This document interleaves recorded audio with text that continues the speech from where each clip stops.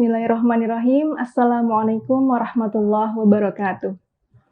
Innal hamdalillah nahmaduhu wa nasta'inuhu wa nastaghfiruh wa na'udzu billahi min sururi anfusina wa min sayyiati a'malina.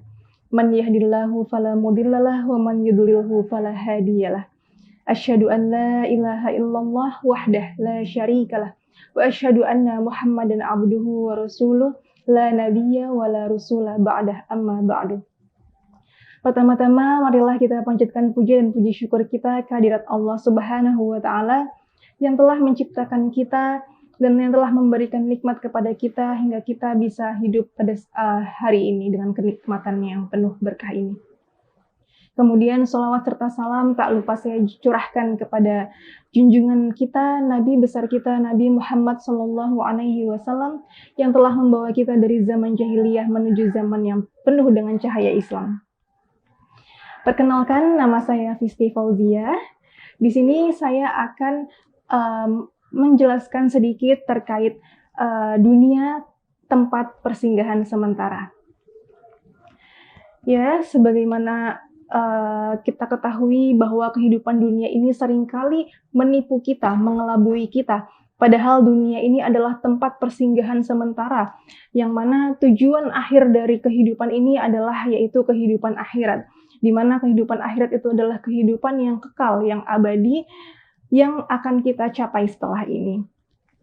Dunia itu diibaratkan sebagai rest area, yang mana rest area itu kan diartikan sebagai tempat persinggahan, yang digunakan hanya sebagai tempat singgah sementara untuk menuju tempat yang kita tuju.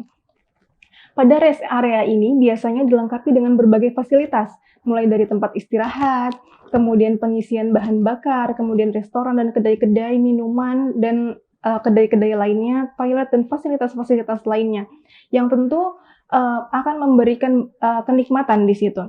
Bagi seorang dalam perjalanan, ia perlu untuk singgah di rest area untuk sekedar beristirahat sejenak atau mengisi bahan bakar. Begitulah kehidupan dunia. Jangan sampai kita lupa bahwasannya masih ada perjalanan untuk menuju ke tujuan kita selanjutnya, untuk menuju tujuan kita yang hakiki, yaitu di sini yaitu adalah kehidupan akhirat. Perhiasan dunia dijadikan sebagai perhiasan yang sangat tampak indah dilihat oleh pandangan kita. Padahal keindahan itu hanyalah keindahan yang semu, keindahan yang sementara, yang tidak akan kita bawa hingga akhir hayat nanti. Allah Subhanahu wa Ta'ala berfirman dalam surah Al-Imran ayat 14 yang berbunyi, Bismillahirrahmanirrahim. Zuyyina lin-nasi hubbus syahawati minan nisa'i wal banina wal qanatiril muqantarati minadh-dhahabi wal fiddah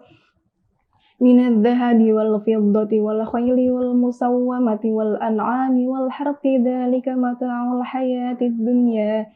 Dzalikal mata'ul hayatid dunya wallahu 'indahu husnul ma'ab. Yang artinya, dijadikan indah pada pandangan manusia kecintaan kepada apa-apa yang diingini, yaitu wanita, anak-anak, harta yang banyak dari jenis emas, perak, kuda pilihan, binatang-binatang ternak, dan sawah ladang. Itulah kesenangan hidup di dunia, dan di sisi Allah lah tempat kembali yang baik, yaitu surga.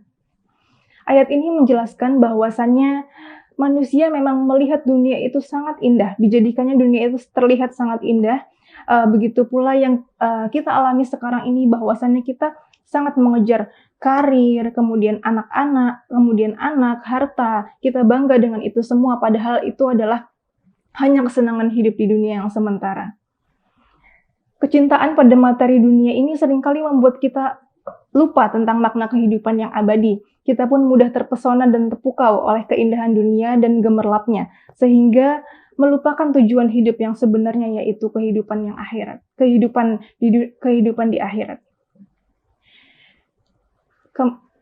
Ada ayat lain yang menjelaskan bahwasannya kehidupan dunia ini adalah permainan, hanyalah kehidupan yang semu, di mana Allah menjelaskan berfirman dalam surah Al-Hadid ayat 20, yang artinya, ketahuilah bahwa sesungguhnya kehidupan dunia ini hanyalah permainan dan sesuatu yang melalaikan. Perhiasan dan bermegah-megah antara kamu serta berbangga-banggaan tentang banyaknya harta dan anak. seperti hujan yang tanamannya mengagumkan para petani, kemudian tanaman itu menjadi kering dan kamu lihat warnanya kuning kemudian menjadi hancur.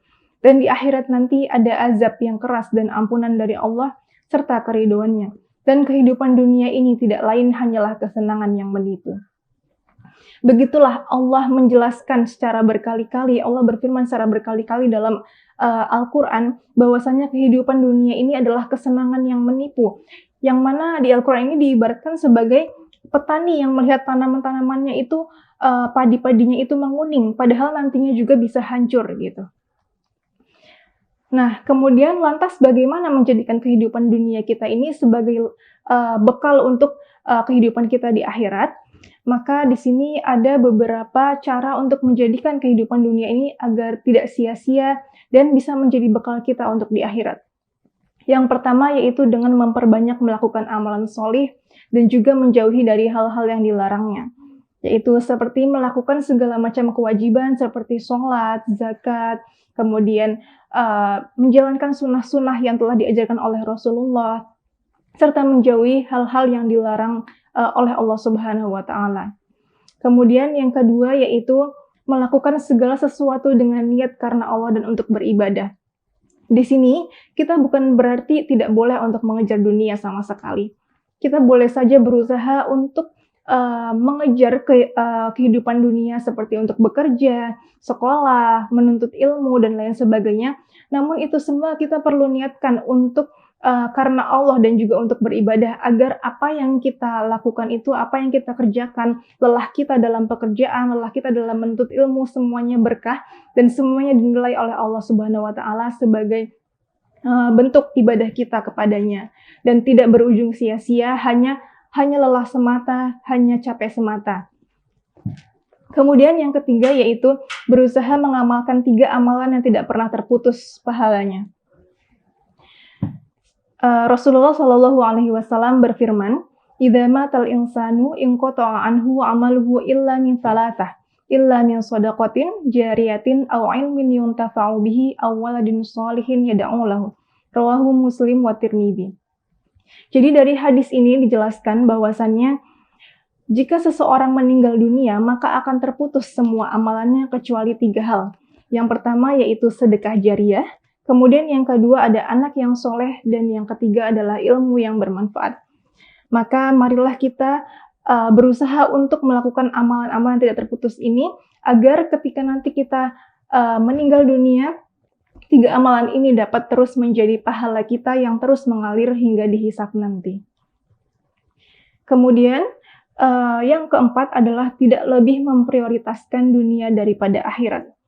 Terkadang kita suka lupa mengejar dunia sampai lupa makan, lupa sholat, dan lain-lain. Kita terlalu terlena dengan pekerjaan kita, dengan kesibukan kita. Padahal kita lupa bahwasannya yang kita kejar itu hanya sementara.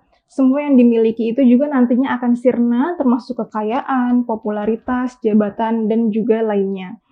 Jadi marilah kita saling berintrospeksi diri dan juga menanamkan pemikiran bahwasannya dunia ini adalah kehidupan yang sementara dan ada kehidupan yang lebih kekal nantinya, yaitu ada kehidupan akhirat. Allah Subhanahu wa Ta'ala berfirman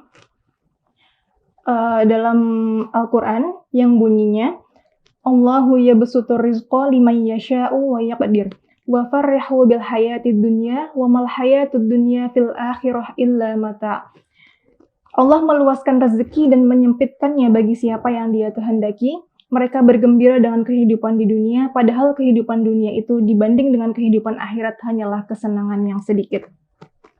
Terkadang kita lupa untuk selalu bekerja, lupa sholat dan lain sebagainya, padahal yang memberikan rezeki adalah Allah Subhanahu wa Ta'ala. Padahal yang memberikan rezeki dan yang memberikan karunia-Nya adalah Allah Subhanahu wa Ta'ala, tapi kita lupa untuk meminta kepadanya dan beribadah kepadanya.